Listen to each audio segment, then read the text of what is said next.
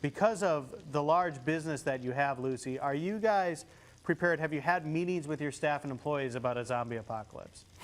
Just in case. I wasn't listening to the whole segment. I thought you were going to say hurricane. She wasn't listening to us, Joe. You need to plan some company meetings to discuss it. See, look, one's going on right now. Our TV was just taken over. Now it looks weird. There's zombies right at the control system. That's what we get for laughing at a zombie apocalypse. It's going to happen. It might. I don't know. All this weather. I know, all this weather. I think that's what it is. Yes. It's the thunder and the lightning. We ran into a storm yesterday. They're crazy, aren't they? Yeah. Jack was like, this is scary. Right. I had my first experience with a summer-like thunderstorm for this season just a couple of days ago. I was driving down 65, headed back to the station, and I got caught in one of them, and the rain is so heavy. It's hard to see when you're driving. It is.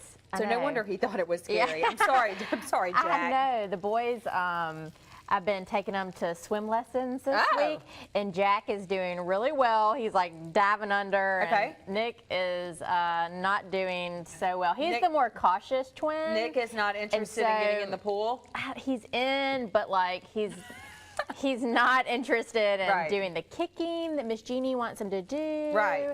And he's throwing a little bit of an attitude. Yes. So, I know. Who does he get the attitude from, you or Spiro? Probably me. Spiro.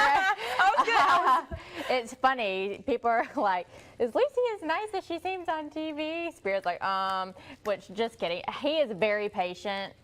He has a lot more patience than I do, but I think that Nick gets his sass from Spiro's dad. Okay. Yes. So, which he's named after Spiro's dad. So it was funny. One twin, is named after my dad, and they look just alike. Yeah. And the other twin is named after Spiro's dad, and they look just alike. That's so funny. It's really neat. It's interesting how all that works out. It is.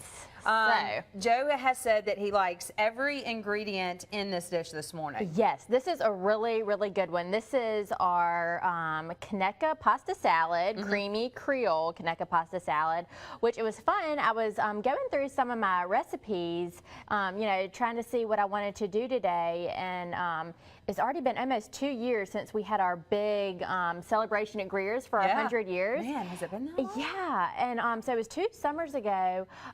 Mobile Bay did an article on us, and I created 5 recipes for the article, and I've actually never shared any of them on the show. So I was like, well, let me do that. How did we not get that? I don't know. What's going on? It was funny when I developed them. I couldn't do them on the show before it went to press. Right. And then I just forgot, I think. And so I've done a Conecuh pasta salad on here before, but it's a different one. So this one is creamy, like I said. The other one, which is on our website, is kind of like with a vinaigrette. Yeah. So anyway, I just took a pound of sausage, Conecuh sausage, and I put it in our skillet here. I just slice it into just little thin discs. And I cooked that over medium heat for probably about 8 minutes or so, just until it cooks through. And we're like you saw me do. I just put that on some paper towels to drain some of that fat. And then we just added to our skillet some bell peppers. So I used orange, yellow, red, and green because they're so pretty.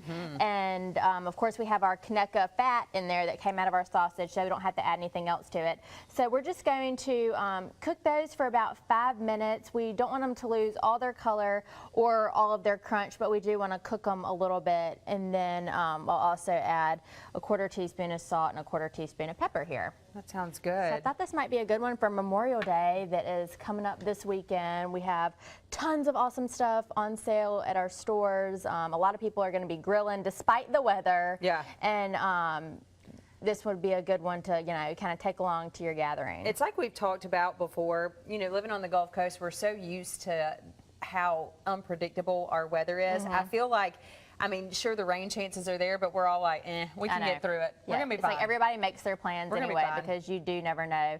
My dad always likes to say, well, it's never raining at the beach. I don't know why he says that, but it's true. It's like, it could be like this in Mobile, but, Pensacola or the Gulf is totally different. So people always say that about Dolphin Island, too. Yeah, I know. So we have, so many pretty places to go and so many fun things to do. And so much good food to eat. So much good food to eat. You got to eat along the way. Yeah, so we're going to be working on this, talking a little bit more about Greer's. Of course, we're getting into the summer season, so we'll talk with Lucy about what's coming up, what they have going on, and it's all in the next couple cooking segments, Joe.